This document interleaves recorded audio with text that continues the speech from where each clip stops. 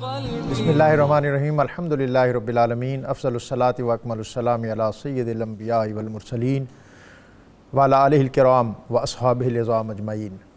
لفظ لفظ نور اور حرف حرف روشنی سے آراستہ نور قرآن کے ساتھ طاہر بخاری آپ سے مخاطب ہے۔ ناظرین، حضرت عمر فاروق رضی اللہ تعالیٰ عنہ کے دور میں مدینہ منورہ سے 45 میل دور ایک گاؤں میں ایک راہ چلتا مسافر بھوک اور پیاس کی وجہ سے مر گیا۔ حضرت عمر فاروق کو اس کی اطلاع ہوئی۔ تاریخ لکھتی ہے کہ فراجان باب بیتی، کہ آپ اپنے گھر کے دروازے پر اس وقت تھے، وہیں سے واپس ہوئے اور اس گاؤں کی طرف سفر اختیار کیا۔ اگلی صبح چاشت کے وقت آپ وہاں پہنچے تو آپ نے دیکھا کہ لوگ اس کی تجہیز و تکفین میں مصروف ہیں۔ آپ نے اس کی تجہیز و تکفین کا پروسیس رکوا دیا اور آپ نے فرمایا کہ جب تک میں عدل اور انصاف کے مطابق اس مرنے والے کا فیصلہ نہ کر لوں اس وقت تک اس کو دفن نہیں ہونے دوں گا۔ اور اس کے بعد آپ نے گاؤں والوں سے ان کے اونٹ اکٹھے کیے، جو ان کی تعداد 120 بنی۔ آپ نے 20 واپس کر دیے اور آپ نے فرمایا کہ یہ 100 اونٹ میں اس گاؤں والوں سے اس مرنے والے کی دیت وصول کروں گا۔ اور آپ نے فرمایا کہ آج کے بعد قانون ہے کہ اگر کسی بستی میں کوئی مسافر یا وہاں کا مقیم شخص بھوک اور پیاس سے مر گیا تو میں اس بستی والوں سے اس کی دیت وصول کیا کروں گا۔ اور اس کے بعد آپ نے اہتمام کیا کہ وہ علاقے اور وہ خطے اور قصبے جہاں پانی کم تھا، سرکاری کارندے وہاں پر پانی کا اہتمام کریں، لوگوں کے کھانے کی فراہمی کو یقینی بنایا جائے۔ اور آپ نے اسٹیٹ کے ساتھ ساتھ سوسائٹی کو اس عمل میں شریک کیا۔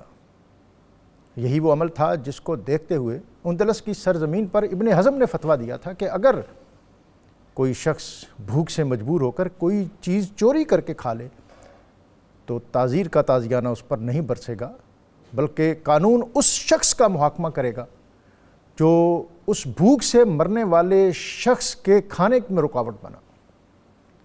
یہ ایڈمنسٹریشن اور مینجمنٹ، اس پر مصر کے اسکالر ڈاکٹر عبد القادر عودہ نے لکھا تھا کہ کاش اسلام کا کرمنل لا کیا ہے، دنیا اگر اس کا مطالعہ کر لیتی تو وہ خود کو اسلام کے نور سے آراستہ کرنے پر مجبور ہو جاتی۔ لیکن یہ ہمارا عمل ہے کہ مانگتے پھرتے ہیں اغیار سے مٹی کے چراغ، اپنے خورشید پہ پھیلا دیے سائے ہم نے۔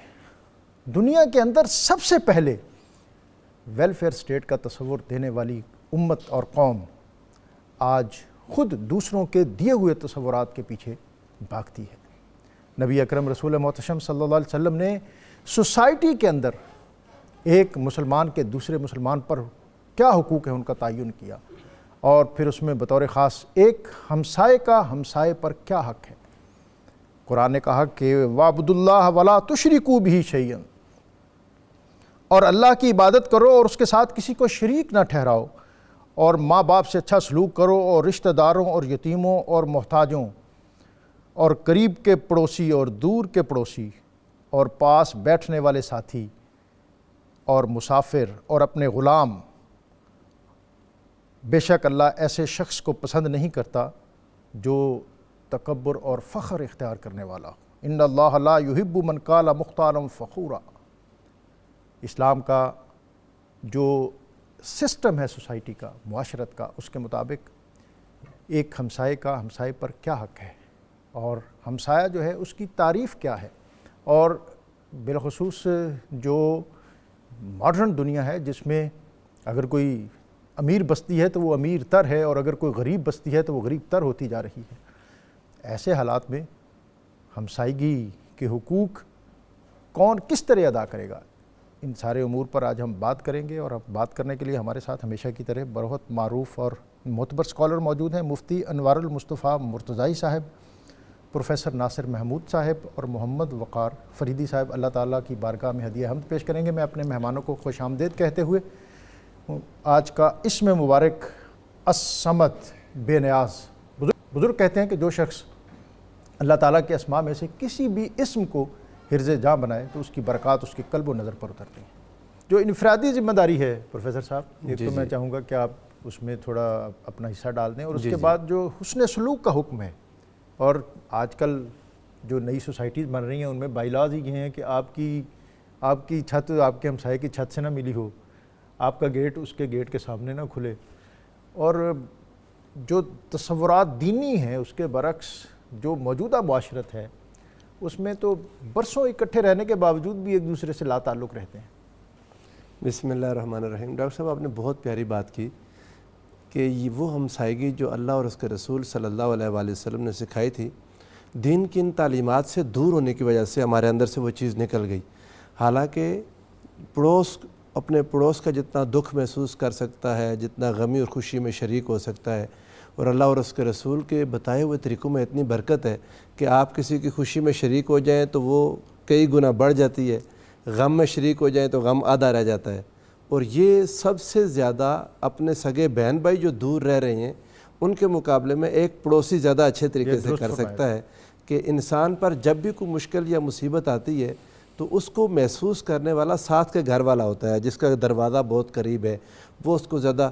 لیکن چونکہ ہم اللہ اور اس کے رسول کی تعلیمات سے دور جا چکے ہیں، یہ جو نئی سوسائٹیز بنی ہیں ان میں واقعی یہ مسئلہ بہت بن چکا ہے کہ سال سال رہنے کے باوجود پڑوسی کو جانتا نہیں ہوتا، ایک دوسرے کو واقفیت نہیں ہوتی، ان کے احوال کو نہیں جان رہے ہوتے. لیکن اس کے باوجود اگر حقوق کی ادائیگی میں رہ گئے تو یہ ایمان کی بہت بڑی کمزوری ہے. حضور نبی کریم صلی اللہ علیہ وآلہ وسلم نے جہاں بھی کہیں پڑوسی کے حقوق کا بیان کیا اس کے ساتھ ایمان کو جوڑا. یہ جو ابھی آپ نے آیا مبارکہ پڑھی سورہ النساء سے، اگر آپ اس کو بھی دیکھ لیں تو اس کا انداز یہی ہے کہ اللہ رب العزت نے پہلے اپنی توحید کا حکم دیا، وَاعْبُدُوا اللَّهَ وَلَا تُشْرِكُوا بِهِ شَيْئًا، یعنی فوراً عبادت کا اور شرک سے منع کر کے جب حکم دیا تو فوراً اس کے بعد انسان کی انفرادی زندگی سے جب اس کی اجتماعی زندگی کی طرف آگے بڑھے تو انسان جو اپنی ذات سے جب باہر نکلتا ہے تو اس کے والدین ہیں، اس کے بہن بھائی ہیں، اس کے رشتہ دار ہیں. اچھا، اپنے گھر سے نکلتے ہی جو پہلا شخص آ جاتا ہے وہ پڑوسی ہے. حضور نبی کریم صلی اللہ علیہ وآلہ وسلم نے اس پڑوسی کی 3 اقسام بیان کی. آقا تو جہاں صلی اللہ علیہ وآلہ وسلم نے ارشاد فرمایا کہ تمہارا پڑوسی ممکن ہے ایک ایسا شخص ہو جو غیر مسلم ہے. اب یہ وہ پڑوسی ہے جس کا پڑوس کا حق آپ پر ہے. اسلام نہ لانے کے باوجود صرف پڑوسی ہونے کی وجہ سے اس کا انسان پر حق ہے، وہ کسی بھی مذہب دین سے تعلق اسلام نہیں لایا. اب ایک دوسرا پڑوسی ہے جو مسلمان بھی ہے. اب اس کے 2 حقوق ہیں، ایک پڑوس کا حق اور ساتھ اسلام کا حق جو اسلامی اخوت اور اسلامی بھائی چارہ ہے. اور پھر تیسرا ہمسایہ وہ ہے جو ساتھ رشتہ دار بھی ہے، سگا بھائی ہے یا کوئی رشتہ دار.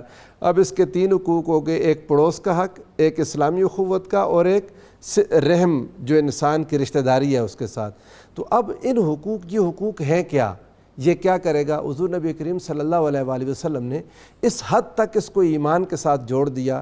فرمایا اللہ کی قسم وہ شخص مومن نہیں ہے، وہ شخص مومن نہیں ہے، اس شخص کے دل میں ایمان ہے ہی نہیں. پوچھا یا رسول اللہ کون؟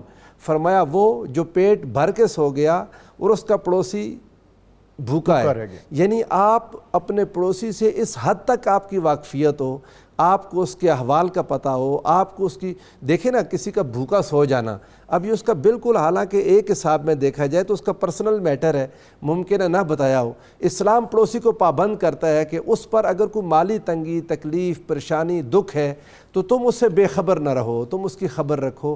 اگر ایک انسان نے پوری کوشش کی لیکن دوسرے انسان اتنا اس نے اپنے اوپر پردہ ڈالا ہوا کہ نہیں پتہ لگنے دیا، یہ الگ بات ہے. لیکن اگر اس کی گاڑی سے، اس کی سواری سے، اس کے کپڑوں سے، اس کے بچوں کے سکول سے، اس کے گھر سے 100 بار باہر آنا جانا ہے، اگر کسی چیز سے محسوس ہو گیا کہ اس کے احوال تنگ ہیں اور اس شخص نے اس کا خیال نہیں کیا تو گویا اس نے اپنے ایمان کا حق ہی پورا نہیں کیا. حضور نبی کریم صلی اللہ علیہ وآلہ وسلم کے سامنے 2 عورتوں کا ذکر ہوا. اب یہ بڑی ایمان افروز بات ہے. ایک کے بارے میں کہا گیا یا رسول اللہ صلی اللہ تعالیٰ علیہ وسلم بہت عبادت گزار ہے لیکن اس کے پڑوسی اس سے تنگ ہیں. حضور علیہ السلام نے فرمایا جہنم میں جائے گی. اللہ. دوسری ایک عورت کے بارے میں بتایا گیا یا رسول اللہ صرف فرض ادا کرتی ہے لیکن پڑوسیوں کا بہت خیال ہے اس کا. آقا علیہ السلام نے فرمایا جنت میں جائے گی. یعنی یہ پڑوسی انسان کا امتحان ہے. جیسے انسان کے والدین، بہن بھائی، رشتہ دار ہیں، ایسے ہی پڑوس ہے. اور اچھا انسان وہی ہے جس کی اچھائی کی گواہی اس کا پڑوسی دے. یہ آپ نے درست فرمایا، لیکن مسئلہ تو پھر وہی ہے کہ ہمارے جو اب موجودہ جدید تاثرات اور تصورات ہیں اس میں جو دیندار لوگ ہیں ان کے ہاں بھی یہ کنسیڈریشن ختم ہوتی جا رہی ہے کہ ہم نے پڑوسی کے ساتھ اچھا سلوک کرنا ہے. یا اور یہ کہ جیسے آپ نے کہا کہ اگر آپ کا پڑوسی اچھا ہے تو آپ کے بہن بھائی تو بعد میں پہنچیں گے. سب سے پہلے آپ کی خوشی غمی میں وہ شریک ہوگا. وہ خوشی غمی میں شریک تب ہی ہوگا اگر آپ اس کی خوشی غمی میں شریک ہوں گے.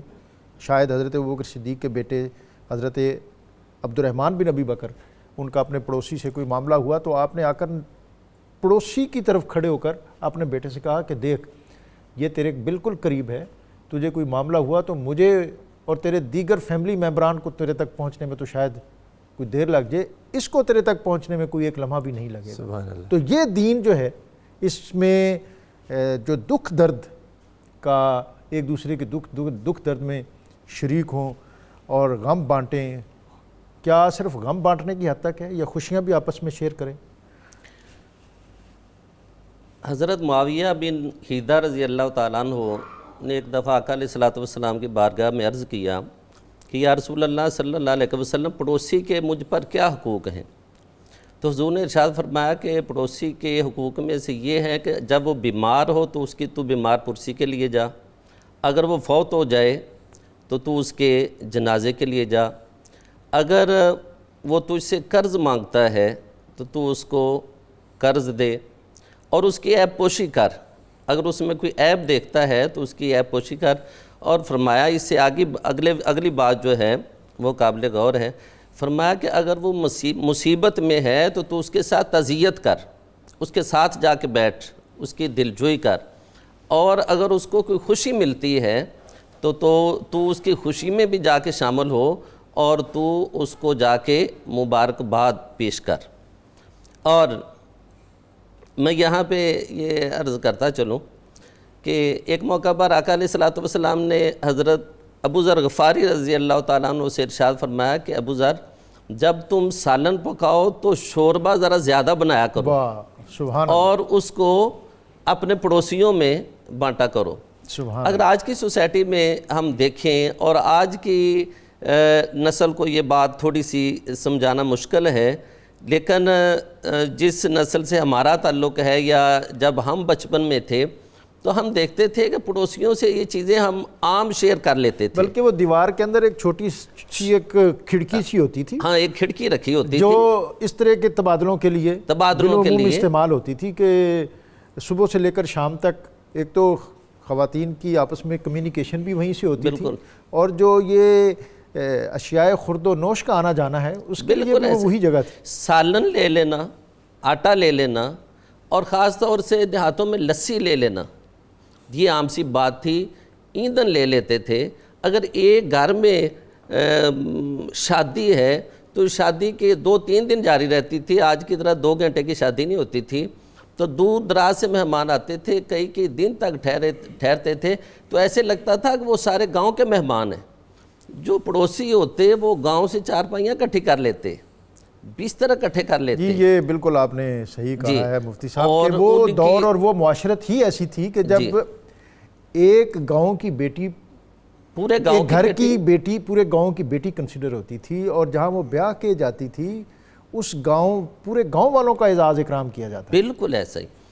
اور وہ حضرت معاویہ بن حیدہ رضی اللہ تعالیٰ عنہ کی حدیث، حضور نے فرمایا کہ اپنے پڑوسی کے ساتھ تعمیر اتنی بلند نہ کرو کہ تم اس کی ہوا کو روک لو، تم اس کی روشنی کو روک لو. اور ایک حدیث کا ایک جملہ کہ اگر تم اپنے گھر میں کوئی چیز پکاتے ہو تو اس کی خوشبو اپنے پڑوسی کے گھر نہ جانے دو. ہم تو چھلکے پھینکتے ہیں باہر ان کے گھر کے آگے. خوشبو نہ جانے دو. بریانی کی خوشبو، گوشت پکاتے ہیں تو اس کی خوشبو جاتی ہے، کہ اگر وہ پڑوسی اتنی استطاعت نہیں رکھتا کہ وہ اپنے بچوں کے لیے اس طرح کا کھانا پکائے، یعنی یا اگر خوشبو جائے تو پھر ان کے ہاں ہدیہ بھی جائے. یا تو ایسا کرو کہ ان کے گھر میں بھیجو. تو ہم کیا کرتے ہیں، ہم تو کمپریسر چلا دیتے ہیں گھر میں کہ پڑوسی کا چولہا بجھ جائے، اور ہم بڑی موٹر چلا دیتے ہیں کہ جو واسا کا پانی آ جاتا ہے وہ بھی رک جائے، اور باہر جا کے پھر ہم افسوس کرتے ہیں کہ یہ گیس کا آج کل برا حال ہے، پانی کا آج کل. اچھا مفتی صاحب یہ بھی ہمیں لوگوں کو گلہ رہتا ہے کہ یہ جن مسائل پر آج ہم بات کر رہے ہیں یہاں پہ آپ سے بڑی پرنور باتیں سن رہے ہیں پروفیسر صاحب سے، اور ہماری معاشرت کے وہ زرعی اصول ہیں جو اسلام نے صرف ہمیں نہیں جس سے پوری دنیا نے روشنی اور رہنمائی حاصل کی. بالعموم ہمارا محراب و منبر جو ہے وہ اس سے اعراض کرتا ہے. اب اس طرح کے موضوعات جو ہیں ان پر ہم گفتگو کرتے نہیں ہیں جناب. ویسے حالات واقعی یہی ہیں، حالانکہ آج کے دور کی یہ شدید ضرورت ہے اور لوگ یہ جاننا چاہتے ہیں اور سننا چاہتے ہیں۔ میں آج سحری کے بعد آپ کو سچی بات بتاؤں، میں سحری کے بعد جب اس کو پڑھ رہا تھا میں نے اپنے اندر کمزوریاں دیکھی، یعنی میں نے یہ چیز دیکھی کہ میں یہاں لاہور شہر میں رہتے ہوئے میرے اندر کمزوری ہے کہ جو چیز میں آج بیان کرنے جا رہا ہوں، پڑوسی کے حقوق ہے، میں اس پر خود کتنا پورا اترتا ہوں۔ یہ چیز اب مفتی صاحب کے پلان تو بتایا کہ یہ آج کی نسل اور ایک ہمارے زمانے کی نسل، تو ویسے تو یہ اسی نسل سے ہی ہیں ماشاءاللہ، حقیقتاً بہت جلدی تبدیلی آئی ڈاکٹر صاحب۔ مسائل ایسے ہیں کہ لوگ ایک دوسرے کو نہیں پہچان رہے۔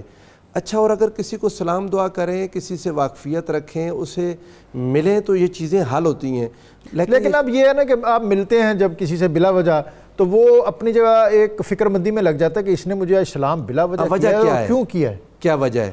لیکن جب معاشرہ آہستہ آہستہ زمانہ بڑھتا ہے، پڑوس زیادہ ہوتا ہے، ایک نسل دوسری نسل بڑھتی ہے، تو پھر یہ لوگ قریب ہو جائیں گے انشاءاللہ، ہماری یہ پریشانی جائے گی، اللہ کرے انشاءاللہ۔ اس میں سب سے بنیادی بات وہی ہے کہ اللہ اور اس کے رسول کی تعلیمات سے ہم دور ہوئے، اپنی مٹی سے دور ہو گئے، ہم اپنی سوائل سے کٹ گئے نا۔ اچھا، کٹے ہوئے ایسے لوگ ہیں کہ ہمیں پھر وہ جو حقیقت حال جس کی طرف لوٹ کے آنا چاہیے، شاید پھر سے ہم عہد رفتہ کی طرف لوٹیں گے۔ نہیں، ہم ایک خاص عرصے کے بعد جب عمر ڈھلنے لگتی ہے نا تو پھر ہم گاؤں کا رخ کرتے ہیں۔ اچھا، یہ کہ آسودگی پھر ملتی ہی وہیں پہ ہے۔ ڈاکٹر صاحب یہ دیکھیں، جب یہ کورونا آیا اور ہم گھروں میں بند ہوئے، اچھا تو اس چیز نے لوگوں کو قریب کیا، یہ آپ کہیں بلیسنگ ان ڈسگائز ہے، تو برائی ایک مصیبت ہے انسانیت پر آئی، اللہ تعالیٰ اس پینڈیمک کو ختم فرمائے، لیکن اس سے یہ ہوا کہ گھروں کے لوگ ایک دوسرے کے قریب ہوئے، محلے میں ایک دوسرے کا احساس ہوا۔ اچھا، میں یہ بھی پروفیسر صاحب آپ سے جاننا چاہوں گا، میرا خیال ہے کہ آپ دونوں کوئی اسی طرح کے علاقے میں رہتے ہوں گے جہاں کے لوگوں کا کسی دوسرے ایک ہمسائے کا دوسرے ہمسائے کے ساتھ کسی نوعیت کی کوئی احتیاج وابستہ ہی نہیں ہوتی بالعموم۔ صحیح بات ہے، یہ بھی بات۔ تو اب یہ لوگوں پر اس طرح کے یہ حقوق جس طرح مفتی صاحب نے بیان کیے ہیں، ان کا اس طرح ظاہر ہے ایک گھر والا ڈیپینڈنس اس طرح کی نہیں رہ گئی، اس طرح کی نہیں رہ گئی، تو یہ لوگ اس طرح کے حقوق ادا ان کے ذمہ ہیں اور ہیں، تو پھر وہ کس طرح وہ اس کی ادائیگی کے لیے غرباء کی بستیاں دیکھیں، تلاش کریں اور وہاں ان چیزوں کی بجاوری کا کوئی موقع تلاش کریں۔ جیسے یہ آج کل کے حالات ہیں نا کہ جب کورونا کی وبا آئی تو بہت سارے لوگوں کے کاروبار خراب ہوئے، بہت سارے لوگوں کی جابز گئیں، تو ایسے میں انسان اپنے گھر سے ذرا باہر نکلے، اپنی ذات سے باہر نکلے، پھر اپنے گھر سے باہر نکلے۔ اگر اپنے گھر کے ارد گرد دیکھتا ہے کہ لوگ خوشحال ہیں تو پھر اپنے محلے سے تھوڑا باہر نکلے، وہاں بھی اگر بہتر ہے پھر اپنے شہر سے تھوڑا باہر نکلے۔ اب تو دنیا گلوبل ولیج بن گئی ڈاکٹر صاحب، اب اللہ تعالیٰ نے ہمارے پاس وسائل آ گئے۔ وہ 40 گھر جب ہوتے تھے تو تب لوگ پیدل تھے، جب سواریاں آئیں تو 40 کو تھوڑا اور بڑھا لینا چاہیے۔ ویسے تو نبی کریم صلی اللہ علیہ وآلہ وسلم کے ان فرامین پر اگر چلے جائے 40 دائیں بائیں آگے پیچھے تو بہت بڑی، اگر ایک انسان اتنی جگہ پر ہر کوئی ایک دوسرے کا خیال رکھے تو معاشرے میں خوبصورتی آ جائے گی اور معاشرے میں حسن آ جائے گا۔ ہمارے ہاں کیا مصیبت ہے کہ ہم سیلف سینٹرڈ ہو گئے، وسائل جو بڑھتے جا رہے ہیں۔ پہلے آپ دیکھیں ہوتا یہ تھا کہ ایک ایکڑ میں جتنی مل رہی تھی زراعت ہوتی تھی، پیداوار، اچھا وہ اب ایک کنال سے ملنے لگ گئی۔ تب ایک ایکڑ میں کم تھی لیکن پاس گزرتے ہوئے کو لوگ دے دیتے تھے، لیکن اس میں برکت وہ نہیں رہی، برکت تھی۔ اب یہ بات میں ڈاکٹر صاحب آپ سے کرنا چاہ رہا ہوں کہ ہمارے نہ وقت میں برکت رہ گئی، نہ ہمارے اخلاص میں برکت رہ گئی، نہ ہماری ہر چیز میں وسائل بڑھ گئے لیکن دل تنگ ہو گئے، دل تنگ ہو گئے۔ اچھا، ان دلوں کی تنگی کے پیچھے بھی سیلف سینٹرڈ ہو جانا اور اپنا ذاتی مفادات کا سوچنے لگ جانا، یہ بہت بڑی بیماری ہے۔ اگر اس سے لوگ باہر نکلیں گے تو پھر اپنے گھر والوں کو اور اپنے پڑوسیوں کو دیکھیں گے۔ جب تک لوگ ہم سارے اپنی ذات کے دائرے میں بند رہیں گے اور اپنے آپ کو سہولت پہنچانے کے چکر میں رہیں گے، تبھی ہم ان چیزوں سے عہدہ برا ہو سکیں گے۔ آپ نے جو ہمیں حقوق کا تعین کیا ہے 1 2 3 4 5، قرض مانگے اور قرض دے، اور پھر یہ بھی تھا کہ اگر قرض کی تاریخ میں متعین کردہ تاریخ میں وہ ادا نہ کر سکے تو اس کو پھر مزید مہلت بھی دے۔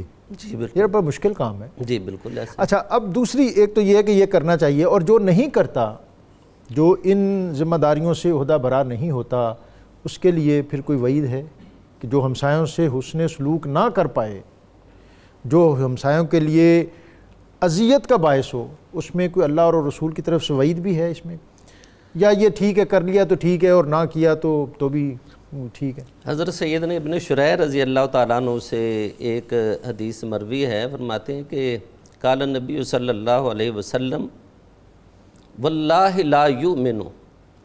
پروفیسر صاحب نے ایک اور حدیث بیان کی اسی مفہوم کا دوسرا رخ ہے وہ واللہ لا یؤمن، واللہ لا یؤمن، کہ خدا کی قسم وہ بندہ مسلمان نہیں ہے، خدا کی قسم وہ بندہ مسلمان نہیں ہے۔ تیسری مرتبہ بھی حضور نے ارشاد فرمایا واللہ لا یؤمن، خدا کی قسم وہ بندہ مسلمان نہیں ہے۔ تو فرماتے ہیں قال من یا رسول اللہ، ہم نے عرض کیا یا رسول اللہ کون بندہ ایماندار نہیں ہے؟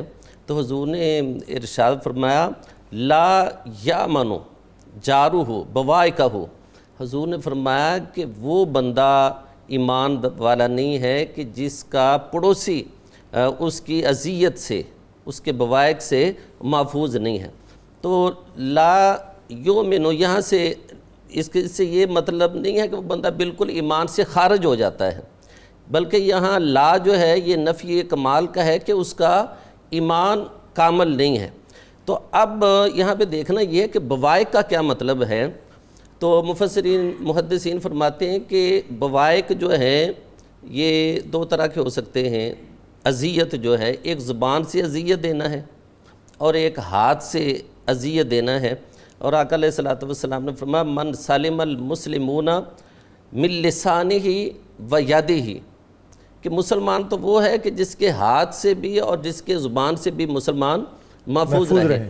تو اب یہ ہے کہ زبان سے کیسے محفوظ رہے کہ جو پڑوسی ہے وہ پڑوسی کا رازدار ہوتا ہے، اور پڑوسی کی کوئی چیز پڑوسی سے چھپی ہوئی نہیں ہوتی۔ تو اگر اس میں کوئی عیب دیکھتا ہے تو اس کا فرض ہے کہ اس کو چھپائے، نہ کہ اس کے ساتھ تھوڑی سی بات اور بڑھا کے اس کو پوری آبادی میں اس کو پھیلا دے، جو کہ ہمارا عمومی رویہ ہے۔ ہم اس کی تعریف کرتے کرتے کہتے ہیں کہ جی وہ ہے تو بہت اچھے، لیکن اب کیا کریں، لیکن اب کیا کریں، ہم ان کے ساتھ گزارا کر رہے۔ حضرت عبداللہ ابن مبارک رضی اللہ تعالیٰ عنہ ایک بہت بڑے محدث ہیں، امام المحدثین ہیں۔ آپ کا پڑوسی ایک یہودی تھا، تو آپ 2-3 دفعہ روزانہ اس کی خبر گیری کرتے، تیمارداری کرتے، اور اگر اپنے بچوں کے لیے کپڑے لاتے تو ان کے بچوں کے لیے کپڑے لاتے، اگر عید کا موقع ہے تو جو اپنے گھر میں پکتا وہ ان کے گھر میں بھی بھیجتے، اور اس کے غم اور خوشی میں شریک ہوتے۔ تو ایک موقع ایسا آیا کہ کسی نے اس یہودی کا گھر خریدنے کی کوشش کی کہ بھئی یہ گھر مجھے بیچنا چاہتے ہو؟ تو حضرت اس یہودی نے کہا کہ ہاں بیچوں گا، لیکن میں 2000 دینار اس کی قیمت لوں گا۔ تو اس نے کہا کہ یہ تو مارکیٹ کے ریٹ سے بہت زیادہ ہے، زیادہ سے زیادہ اس کی قیمت 1000 دینار ہو سکتی ہے۔ تو وہ کہنے لگا کہ بات یہ ہے کہ 1000 تو اس مکان کی قیمت ہے، اور 1000 جو ہے وہ حضرت عبداللہ ابن مبارک کی ہمسایگی کی قیمت ہے۔ واہ واہ واہ، سبحان اللہ۔ تو اس نے کہا کہ اگر حضرت عبداللہ ابن مبارک کی ہمسایگی نہ ہوتی تو کہنے لگا کہ پھر یہ میرا گھر 1 دینار کا بھی نہیں تھا۔ واہ، تو اچھا ہمسایہ جو ہے یہ اللہ تعالیٰ کی اچھا ہمسایہ جو ہے یہ اللہ تعالیٰ کی بہت بڑی نعمت ہے، اور یہ عبداللہ ابن مبارک والی بات ہے، ہمارے صوفیہ کا بھی یہی طریقہ تھا، اس پر بھی ہم بات کریں گے۔ یہ ہمارے ساتھ کالر ہیں۔ السلام علیکم۔ وعلیکم السلام ورحمۃ اللہ وبرکاتہ۔ جی آپ کو خوش آمدید۔ بہت شکریہ جی، محمد رفیق توسوی بات کر رہا ہوں۔ جی محمد رفیق توسوی صاحب، خوش آمدید آپ کو۔ جی مسقط عمان سے بہت شکریہ، پہلے تو بہت مبارک آپ کو، شکریہ آپ نے اتنی دور سے کال کی ہے۔ جی کوئی بات نہیں، میں تو ٹرائی کرتا رہتا ہوں، آپ کا پروگرام سنتے رہتے ہیں، مہربانی۔ بلکہ 92 کو تقریباً سارے پروگرام۔ الحمدللہ۔ تو بہت شکریہ، اللہ آپ کو خوش رکھے، بہت اچھا پروگرام آپ کر رہے ہیں ماشاءاللہ۔ آپ کچھ کہنا چاہتے ہیں؟ آپ بھی؟ جی میں ضرور کہنا چاہتا ہوں۔ پہلے تو اس ٹاپک کے حساب سے جہاں پہ میں ہوں جناب، آپ ایک بات کر رہے تھے کہ ہمارے منبر سے یہ باتیں نہیں جا رہی۔ جی جہاں پہ میں ہوں یہاں ہم عربی کا خطبہ سنتے ہیں، تقریباً 40 منٹ کا خطبہ دیتا ہے خطیب، تو وہ سلنڈر کو بند کرنے کی ترغیب بھی وہیں پہ دیتا ہے کہ جب آپ کچن کا کام ختم کر چکو واہ، تو اپنے گھر کے سلنڈر کو اچھے سے بند کرو، کیونکہ یہ نقصان کا باعث بن سکتا ہے۔ فالتو سوئچ بند کر دو، کوئی شکریہ، کوئی سوال تو نہیں ہے کوئی آپ پوچھنا چاہتے ہو؟ سوال بھی ہے جی، سوال جناب بھی ہے۔ فرما دیں۔ سوال قرآن کے متعلق ہے۔ جناب میں 4 کل ہیں ہمارے قرآن پاک میں، ہم پڑھتے ہیں قل هو اللہ احد، جی کہہ دو کہ اللہ ایک ہے۔ میں پوچھنا چاہتا ہوں، میں نے قل اعوذ برب الفلق پڑھا، قل اعوذ برب الناس پڑھا، پناہ مانگنے کے لیے اللہ پاک کی جی مصیبتوں سے، شروں سے، فسادوں سے، حاسدوں سے۔ اب جب میں اس کو اپنے لیے پڑھنا چاہتا ہوں، میں کل چھوڑ کے پڑھ سکتا ہوں ایز اے دعا؟ جی یہ پوچھتے ہیں بھی اپنے علماء سے۔ بہت شکریہ۔ ایک اور کالر ہیں ہمارے ساتھ۔ جی السلام علیکم۔ جی وعلیکم السلام، جاوید صاحب خوش آمدید آپ کو۔ مہمانوں کو السلام علیکم۔ یہ اپنے ٹیلی ویژن کی آواز آہستہ کر دیں، بند کر دیں تو آپ کی بات ہم زیادہ بہتر سن سکیں گے۔ نہیں سر، ٹی وی تو میرے سے بہت دور ہے سر۔ اچھا دور ہے لیکن آواز تو آ رہی ہے۔ جی فرمائیں۔ ہاں جی، میرا سوال یہ تھا کہ ایک پڑوسی جس شخص پسند ہو تو اس کے بھی کچھ حقوق ہیں، اس کے ساتھ کیسا اصل سلوک کرنا چاہیے جس کے سب سے لوگ محفوظ پڑوسی جو ہے وہ شر پسند ہو تو پھر اس کو کس طرح ٹریٹ کرنا چاہیے، بڑی اہم بات ہے، اس پر ہم بات کریں گے۔ اور جب ہم بریک سے آئیں گے تو پھر یہ بھی دیکھیں گے کہ ہمارے جو صوفیہ، جیسا مفتی صاحب نے کہا کہ ان کا اسلوب کیا تھا۔ حضرت خواجہ نظام الدین اولیاء رحمۃ اللہ علیہ، آپ کے پڑوس میں چھجو نامی ایک آدمی تھا جو ساری زندگی آپ پر تان و تشنیع کرتا رہا۔ اور حضرت خواجہ نظام الدین اولیاء وہ ہستی ہیں کہ جو تخت دہلی کے جو بڑے بڑے صاحب سطوت بادشاہ تھے، ان کے آگے بھی کبھی آپ کا سر خم نہیں ہوا۔ اور وہ چھجو جب مر گیا تو آپ اس کی قبر پر گئے اور کہا کہ یا اللہ، میں اس نے میرے ساتھ زندگی میں جتنی زیادتیاں کیں، جتنی اس نے میری برائیاں کی، وہ میں نے ساری اس کو معاف کر دیں، یا اللہ تو بھی اسے معاف کر دیں۔ یہ ہمارے صوفیہ کا طریقہ تھا۔ اور ابھی جو ہمارے کالر ہیں، ان کے جو سوال ہیں اس پر ہم بات کریں گے، لیکن یہاں وقت ہے ایک بریک کا۔ بریک سے واپس آئیں گے تو آج کے موضوع کے حوالے سے اپنے علماء سے مزید رہنمائی حاصل کریں گے۔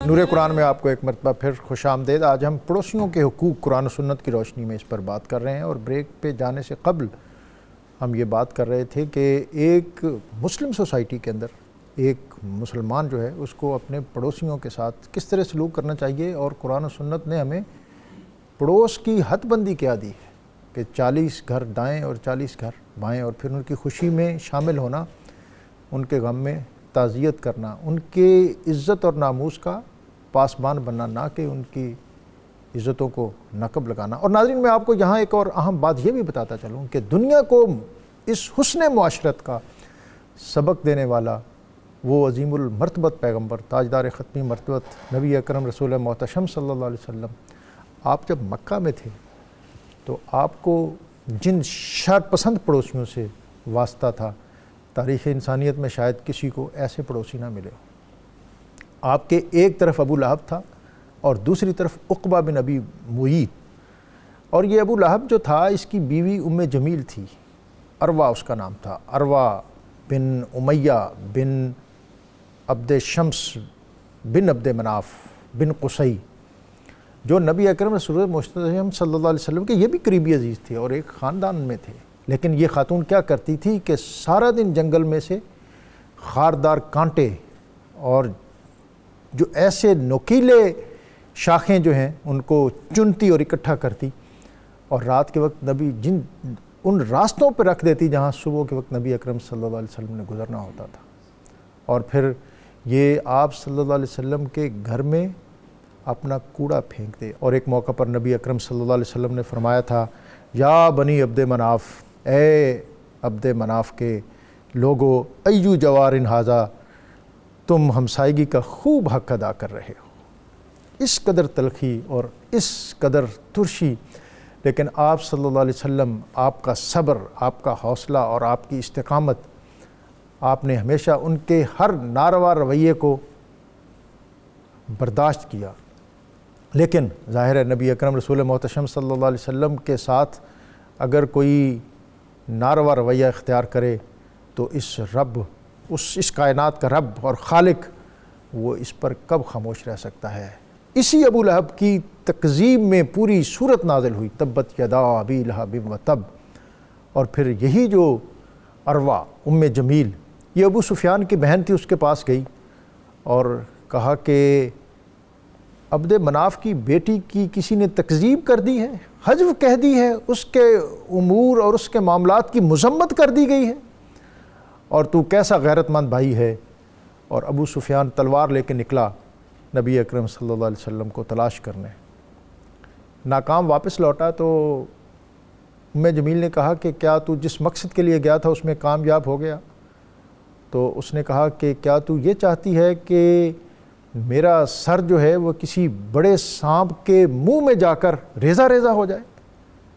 اور اس نے کہا کہ میں جب اس مقصد کے لیے گیا تھا تو مجھے جو ایک خوفناک اژدہا اس طرح نظر آیا کہ جیسے وہ ابھی میرا سر اپنے منہ میں لے کر اس کو پیس کے رکھ دے گا۔ نبی اکرم رسول محتشم صلی اللہ علیہ وسلم کا اسوہ کہ یہی ابو لہب اس کے دو بیٹے عتبہ اور عتیبہ جن کا عقد ہوا تھا حضرت رقیہ اور حضرت ام کلثوم کے ساتھ، جب قرآن پاک میں یہ صورت نازل ہوئی تو اس کے باپ نے اپنے بیٹوں کو کہہ کر اس عقد کا خاتمہ کروایا۔ لیکن ناظرین، منظر میں اس سے بڑا آپ کو ایک دن پہلے بھی بات ہوئی تھی کہ جب فتح مکہ ہوا تو نبی اکرم صلی اللہ علیہ وسلم نے حضرت عباس سے کہا کہ اے عباس، تمہارے بھائی کے بیٹے مجھے نظر نہیں آ رہے۔ عتیبہ جو کہ ایک حادثے میں نبی اکرم صلی اللہ علیہ وسلم کی دعائے ضرر کے نتیجے میں ایک شیر کے ہاتھوں وہ ہلاک ہو چکا تھا، لیکن عتبہ اور اس کا ایک اور چھوٹا بھائی حضرت عباس اس کو لے کر آئے اور نبی اکرم صلی اللہ علیہ وسلم نے ان کو معاف کیا، اور نہ صرف معاف کیا بلکہ ان دونوں کو اپنے دونوں ہاتھوں میں لیا اور کعبے کے دروازے تک گئے، ان کے لیے اللہ تعالیٰ سے خاص دعا کی۔ جب واپس آئے تو آپ کے چہرے پر ایک بشاشت تھی، ایک مسرت تھی۔ حضرت عباس نے پوچھا یا رسول اللہ، آپ کے چہرے پر آج جو خوشی کے آثار ہویدہ ہوئے ہیں بہت کم دیکھے ہیں۔ آپ نے فرمایا میں نے اپنے چچا کے ان بیٹوں کے لیے اللہ تعالیٰ سے خاص رحمت طلب کی تھی، جس کی اللہ تعالیٰ نے منظوری عطا فرمائی ہے۔ اچھوں سے اچھا تو ہر کوئی رہتا ہے، مزہ تو تب ہے کہ بروں سے کوئی اچھا بن کے دکھائے۔ جناب، ایک تو سوال تھے بریک سے قبل کہ قرآن میں جو چاروں کل ہیں اس کو بندہ پڑھ سکتا ہے کل کے بغیر، اور دوسرا یہ تھا کہ پڑوسی اگر شر پسند ہو تو اس کے ساتھ کس طرح برتاؤ کرنا چاہیے؟ کل کے بارے میں یہ ہے کہ اگر تو بطور تلاوت پڑھیں گے تو پھر تو اسی طرح پڑھیں گے قل یا ایھا الکافرون، قل ھو اللہ احد، قل اعوذ برب الفلق۔ ظاہر ہے قرآن پاک کی تلاوت کرتے ہو تو اس میں جی بطور تلاوت اگر پڑھیں گے تو پھر تو اسی طرح پڑھیں گے۔ صحیح۔ اگر بطور دعا پڑھنا ہے تو پھر قل نہ بھی پڑھا جائے تو اس میں اعوذ برب الناس پڑھ سکتے ہیں، جیسے اعوذ باللہ من الشیطان الرجیم، تو بطور دعا پڑھنا ہے تو پڑھ سکتے ہیں، لیکن بہتر یہی ہے کہ جو قرآن کا اسلوب ہے اسی کو اپنایا جائے، اسی کو اپنایا جائے۔ اور اللہ تعالیٰ نے بھی اپنے حبیب پاک صلی اللہ علیہ وسلم کے وسیلہ سے یہ ہمیں دعا عطا فرمائی ہے کہ اے حبیب آپ کہہ دیجئے، تو جب حضور کا وسیلہ درمیان میں رہے گا تو یقیناً وہ دعا جو ہے وہ استجاب کی طرف ضرور یقیناً جائے گی۔ جی، ایسے نبی علیہ السلام نے ویسے قرآن مجید کی دعاؤں میں صیغوں کی ترتیب تبدیل کر کے ترمیم کر کے پڑھی ہیں، جواز کی حد تک تو موجود ہے، لیکن وہی بات ہے کہ اگر حضور نبی کریم صلی اللہ علیہ وآلہ وسلم کا وسیلہ ساتھ رہے گا تو برکات یقیناً قرآن پاک کی تلاوت کا بھی ثواب ملے گا، اور جو وہ چاہ رہے ہیں جس چیز کی پناہ مانگنی وہ بھی بدرجہ عطا ملے گا۔ دوسرا سوال یہ تھا کہ شر پسند پڑوسی جو ہے اس کو کس طرح ٹائکل کریں؟ یہ تو بہت بڑا ایک جنت کمانے کا ذریعہ بن سکتا ہے وہ پڑوسی۔ حضرت ابو ذر غفاری رضی اللہ تعالیٰ عنہ کے پاس ایک بار ایک صحابی آئے اور کہنے لگے اے ابو ذر، میں نے آپ کے بارے میں سنا ہے کہ آپ ان 3 لوگوں کی بات بتا رہے ہیں، ثلاثۃ یحبہم اللہ، ایسے 3 لوگوں کی بات آپ رسول اللہ صلی اللہ علیہ وآلہ وسلم سے روایت کر رہے ہیں جن سے اللہ محبت کرتا ہے، اور 3 ایسے جن سے اللہ ناراض ہے، تو کیا یہ بات ایسے ہی ہے؟ تو انہوں نے کہا ہاں، مجھے کیا لگا کہ میں اپنے حبیب پر جھوٹ باندھوں۔ اور آپ کو پتہ حضرت ابو ذر غفاری رضی اللہ تعالیٰ عنہ، نبی پاک نے ان کے سر انور پر ہاتھ رکھ کے حضور نے فرمایا تھا آسمان سے نیچے زمین کے اوپر ابو ذر سے زیادہ سچا بندہ اور قول کا پکا کوئی نہیں۔ یہ ابو ذر غفاری، انہوں نے کہا 3 لوگ ہیں جن سے اللہ محبت کرتا ہے۔ اب یہ جن کو اپنے پڑوسی سے تکلیف یا پریشانی ہے، ممکن ہے پڑوسی سے پوچھے تو وہ ان سے تنگ ہو، میں اپنے پڑوسی سے، اب ہر کوئی یہ سمجھتا ہے کہ میں تنگ ہوں، لیکن پڑوسی سے کوئی پوچھے اس کا دکھ معلوم نہیں، میری کئی باتوں سے وہ تنگ ہو۔ لیکن اگر کسی کو حقیقتاً پڑوسی سے تنگی ہے تو یہ حدیث پاک ایمان افروز ہے۔ حضرت ابو ذر غفاری نے فرمایا 3 لوگ مجھے رسول اللہ صلی اللہ علیہ وآلہ وسلم نے بتائے جن سے اللہ محبت کرتا ہے، اللہ کے محبوب ہیں وہ لوگ۔ ایک تو انہوں نے کہا کہ وہ ہے شخص جو اللہ کے راستے میں جہاد کرتا ہے اور دشمن کے ساتھ جہاد کی حالت میں مجاہد ہو کے ملتا ہے اور اسے قتل کرتا ہے یا شہید ہو جاتا ہے، اللہ اس سے محبت کرتا ہے۔ ان اللہ یحب الذین یقاتلون فی سبیلہ صفا کأنہم بنیان مرصوص۔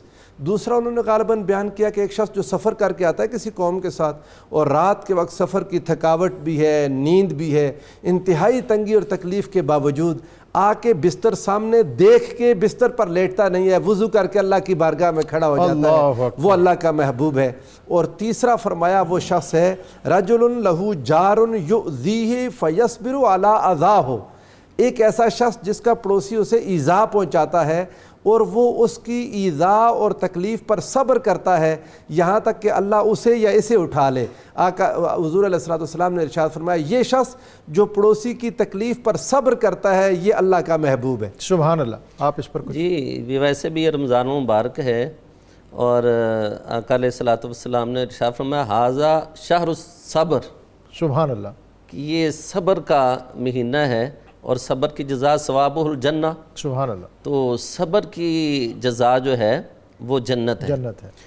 حضرت عبداللہ ابن مسعود رضی اللہ تعالیٰ عنہ آپ فرماتے ہیں کہ ایک دفعہ میں نے آقا علیہ السلام کی بارگاہ میں عرض، بلکہ ایک اور شخص تھے، انہوں نے کہا کہ یا رسول اللہ صلی اللہ علیہ وسلم قال الرجل للرسول صلی اللہ علیہ وسلم کیف لی ان اعلم اذا احسنت و اذا اسأت، عرض کیا کہ یا رسول اللہ مجھے کیسے پتہ چلے کہ میں اچھا ہوں یا میں برا ہوں، کوئی ایسا پیمانہ عطا فرمائیں کوئی کہ میں، بلکہ ہر شخص کے لیے یہ پیمانہ ہو کہ وہ دیکھ سکے کہ میں اچھا ہوں یا میں برا ہوں۔ تو حضور نے فرمایا کہ میں پھر پیمانہ دے دیتا ہوں، یہ آسان ہے، اذا سمیت جیرانک یقولون قد احسنت فقد احسنت، تو حضور نے ارشاد فرمایا کہ جب تو اپنے پڑوسی کے منہ سے یہ بات سنے کہ یہ جو میرا پڑوسی اچھا ہے اللہ اکبر، تو پھر حقیقت میں اچھا ہے، سبحان اللہ، پھر دراصل ہے ہی اچھا۔ سبحان اللہ۔ اور اذا سمیتہم یقولون اذا اسأت فقد اسأت، کہ جب پڑوسی یہ کہے کہ یہ شریر آدمی ہے، یہ برا آدمی ہے، یہ بد کردار آدمی ہے، تو پھر تو سمجھ لے کہ تو پھر حقیقت میں ہی ایسا ہے۔ میں آپ کی طرف دوبارہ لاسٹ کمنٹ کے لیے آؤں گا۔ ایک بہت اہم سوال پروفیسر صاحب، جی حق شفا، یہ ہمسائے کے حقوق کے حوالے سے شاید ہماری فقہ میں اور جو قوانین بہت میں اہم بھی ہے، چیز ہے جی، لیکن اختصار کے ساتھ اس پر رہنمائی عطا کریں۔ میں مختصراً تو یہ کہتا ہوں کہ اگر کوئی پڑوسی اپنی زمین بیچنا چاہتا ہے تو سب سے پہلے اس زمین کے خریدنے کا حق پڑوسی کو ہے، یعنی اپنے پڑوسی کی اجازت کے بغیر نہ بیچے، اگر پڑوسی لینا چاہے تو اس کا حق پہلا ہے، یہ اللہ رسول کا حکم ہے اس بارے میں۔ بلکہ حضرت سعد بن ابی وقاص رضی اللہ تعالیٰ عنہ کو حضرت حضور علیہ السلام کے مولا رسول اللہ حضرت ابو رافع، انہوں نے کہا کہ تمہارے محلے میں میرے 2 مکان ہیں، وہ تم خرید لو، تو آپ نے فرمایا میرے پاس پیسے نہیں ہیں، میں اتنی رقم دے کے لے سکتا ہوں اور وہ بھی قسطوں میں دوں گا۔ آپ نے فرمایا اللہ کی قسم اگر میں نے رسول اللہ صلی اللہ علیہ وآلہ وسلم سے پڑوسی کا حق نہ سنا ہوتا تو کبھی بھی نہ تمہیں نہ دیتا کہ مجھے اس سے زیادہ رقم مل رہی ہے، لیکن پڑوسی کا حق ہے لہذا میں آپ کو دیتا ہوں۔ لیکن اس میں بعض اوقات پڑوسی ناجائز بھی تنگ کرتے ہیں شفا میں، تو بخاری میں ہے وہ تفصیل کہ حضور علیہ السلام نے اس سے بچنے کا بھی طریقہ کار بتایا کہ خود کس طریقے سے بچا جا سکتا ہے۔ یہ اہم بات ہے، ذرا اس پر آپ رہنمائی دے دیں۔ جی کہ اگر وہ پڑوسی تنگ کرتا ہے تو اس میں امام بخاری رحمۃ اللہ تعالیٰ علیہ نے اپنی فقہ کے حساب سے آپ نے فرمایا کہ اپنے سب سے چھوٹے بیٹے کے نام لگا دے، تو وہ بیٹا چونکہ بھی نابالغ ہے تو اس پر یہ شفا نہیں کر سکتا، یا یہ کہ اس کے 10 حصے کر لے پلاٹ کے، ایک حصہ اس کا پڑوس ہوگا، باقی سارے اس کے پڑوس نہیں ہوں گے، یہ اس ایک حصے میں کر سکے گا شفا، باقی میں، یعنی اس سے بچنے کی بھی ترکیب موجود ہے اور لاء بھی اس کی اجازت دیتا ہے۔ لیکن اگر کوئی پڑوسی تنگ نہ کر رہا ہو اور واقعتاً وہ اس کی جگہ لینا چاہ رہا ہو، مارکیٹ سے تھوڑے بہت فرق کے ساتھ اگر وہ لیتا ہے تو اس کو دے دے، تو اس کو پریورٹی دینی اس چاہیے۔ کو پریورٹی دینی کوئی آخری بات آج کے پروگرام کے حوالے سے اور اس موضوع کے حوالے سے جو آپ تبرک کے طور پر دیں، جس کو لوگ حرز جاں بنائے اور ان کی زندگی امام میں اس میں روشنی اور نور حضرت امام غزالی نے ایک بڑا خوبصورت واقعہ کہ ایک شخص تھا، یعنی کہ جو پڑوسی اس کے چھوٹے سے چھوٹے حق کا بھی خیال رکھنا چاہیے۔ تو اس کے گھر میں چوہوں کی کثرت ہو گئی، اس کا بھائی ایک بلی لے آیا، تو اس شخص نے کہا کہ میں اپنے گھر میں بلی نہیں چھوڑوں گا، اس لیے کہ جب بلی بولتی ہے تو چوہے ساتھ والے گھر میں منتقل ہو جاتے ہیں، اور میں یہ نہیں چاہتا کہ میں اپنی تکلیف ختم کرنے کے لیے وہ تکلیف اپنے پڑوسی پہ ڈالتا ہوں۔ اللہ اکبر۔ تو صوفیہ کرام تو اس قدر چھوٹی سی اور باریک سی بات کا بھی خیال رکھتے تھے، اور ہم جو ہیں اپنا گھر کا کوڑا کرکٹ جو ہے، اپنے گھر کی جو چیزیں ہیں وہ اپنے پڑوسی کے دروازے کے آگے کر سکتے ہیں۔ تو اگر ہم اتنا ہی کریں کہ ہم اپنا کوڑا جو ہے، اپنی جو اضافی چیزیں ہیں، اسے اپنے پڑوسی کو تکلیف نہ دیں، تو یہ چیز بھی اللہ اور رسول کو بڑی پسند ہے۔ بہت شکریہ، آپ نے بہت اہم باتیں کیں، اور وہ جب ہم آپ کے منہ سے سنی تو ہمیں اور زیادہ اچھی لگیں۔ پروفیسر صاحب آپ کا بھی بہت شکریہ، بالخصوص جو آپ نے یہ بات کی کہ ہم کمپریسر لگا کر گیس کا پریشر لوگوں کا کم اور اپنا زیادہ کر لیتے ہیں۔ تو جو اسلام کا حسن معاشرت ہے، ہم خود تو سمارٹنس دکھا رہے ہوتے ہیں کہ جی دیکھیں میرے گھر تے پوری آندی ہے، لیکن جو اللہ رسول کے احکام ہیں اس حوالے سے ناظرین، یہ جو عمل ہے ہمارا، وہ ہمارے لیے یہ حقیقت میں خسارے کا باعث ہے۔ ہمیں کوئی ایسا معاملہ اور ایسا فعل جس سے ہمارے ہمسائے اور ہماری کمیونٹی جس سے جو خسارے میں جائے، اس کے لیے وہ چیز نقصان کا باعث ہو، تو اس سے ہمیں بچنا چاہیے۔ ہمسائے کا ہمسائے پر کیا حق ہے، اس کا آج ہم نے جائزہ لیا، اور سچی بات یہ ہے کہ ہمیں وہ باتیں معلوم ہوئیں جن کو ہم اس زمانے کے جو چلن ہے اس کے سبب نظر انداز کر رہے تھے۔ اور یہ ماہ رمضان المبارک، اس میں بالخصوص ہمیں ایسے رویے اختیار کرنے چاہیے کہ جس میں غم خواری اور غم گساری جو ہے اس کے مناظر اور مظاہر دنیا کو نظر آئیں، اس لیے کہ نبی اکرم صلی اللہ علیہ وسلم نے اس ماہ مبارک کو شہر المواسات کہا کہ یہ غم گساری کا مہینہ ہے، غم خواری کا مہینہ ہے۔ اور ایسے میں اس بات کا بطور خاص ہمیں خیال رکھنا چاہیے کہ کہیں ایسا نہ ہو کہ آپ کے گھر کے اندر تو انواع و اقسام کے کھانے پک رہے ہیں اور آپ کی ہمسائیگی میں کوئی شخص ایسا ہو جو ایک لقمے کے لیے بھی تڑپ رہا ہو، ترس رہا ہو۔ اور اسلام اور ہمارا دین جس انسان اور اس مسلمان اور مومن کا تقاضا کرتا ہے وہ قطعاً ایسا ہرگز نہیں ہے۔ اور یہ آج میں یہ بھی آپ سے شیئر کرتا چلوں کہ آج جو دوسرا عشرہ، اس میں بطور خاص ہمیں اللہ رب العزت کی بارگاہ میں اپنی ندامت بری جبیں جھکا کر اس سے توبہ اور استغفار کرنی چاہیے۔ یہ نبی اکرم صلی اللہ علیہ وسلم نے فرمایا وَلَهُ رَحْمَةٌ أَوْسَطُهُ مَغْفِرَةٌ، یہ دوسرا عشرہ جو ہے یہ مغفرت کا ہے، اس سے مغفرت طلب کرنی چاہیے، اور اس کی جو خاص دعا ہے استغفر اللہ ربی من کل ذنب واتوب الیہ، انفرادی سطح پر اس کی بہت زیادہ ضرورت ہے اور ہمیشہ رہی ہے۔ لیکن میں سمجھتا ہوں کہ جو موجودہ حالات ہیں جس میں ایک ہماری انسانی آبادیاں دہشت اور وحشت کا شکار ہیں اور لوگ بہت زیادہ پریشان ہیں، اللہ تعالیٰ ان بابرکت گھڑیوں کے طفیل ہماری قوم کی، ہماری امت کی اور پوری انسانیت کی جو مصیبتیں ہیں، جو مشکلات ہیں، ان کو کم کریں۔ میں اپنے مہمانوں کے شکریہ کے ساتھ حمد باری تعالیٰ کی طرف بڑھنے سے پہلے آج کا وظیفہ وَتَوَكَّلْ عَلَى اللَّهِ وَكَفَى بِاللَّهِ وَكِيلًا، اگر کوئی شخص کسی بھی مصیبت میں مبتلا ہو اور وہ سورہ احزاب کی یہ آیت اس کو مسلسل 7700 مرتبہ پڑھے 7 دن تک، تو اللہ تعالیٰ اس کو ان مصائب اور مشکلات سے نجات عطا کرے گا۔ اللہ تعالیٰ ہماری کمیونٹی کی، ہماری ملک کی، اس خطے کی اور انسانیت کی حفاظت فرمائے۔ محمد وقار فرید جناب۔ میرے مولا کرم ہو کرم، مولا کرم ہو کرم، تجھ سے فریاد کرتے ہیں ہم، تجھ سے فریاد کرتے ہیں ہم، میرے مولا کرم ہو کرم، میرے مولا کرم ہو کرم، میرے مولا کرم ہو کرم۔ یہ زمین اور یہ آسمان تو ہی ہے مالک دو جہاں، سب پہ تو ہی تو ہے مہربان، ہم تیرے در سے جائیں کہاں، سب کی سنتا ہے تو ہی صدا، تو ہی رکھتا ہے سب کا بھرم،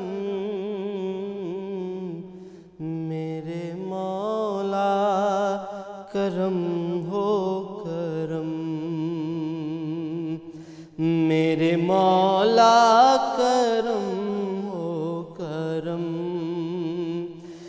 بے کسوں کو سہارا ملے، ڈوبتوں کو کنارہ ملے، سر سے طوفان پل میں چلے، جو تیرا ایک اشارہ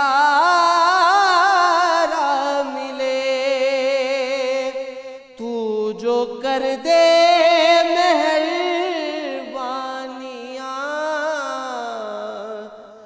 دور ہو جائے ہر ایک غم، میرے مولا کرم ہو کرم، میرے مولا کرم ہو کرم، بھول بیٹھے ہے تیرا کہا تو نے قرآن میں جو لکھا، آج ہے در بدر اس طرح کوئی بکھڑے لڑی جس طرح، ایک کر ہم کو بغیر شہا، ہم نے خود پہ کیے ہیں ستم، میرے مولا کرم ہو کرم،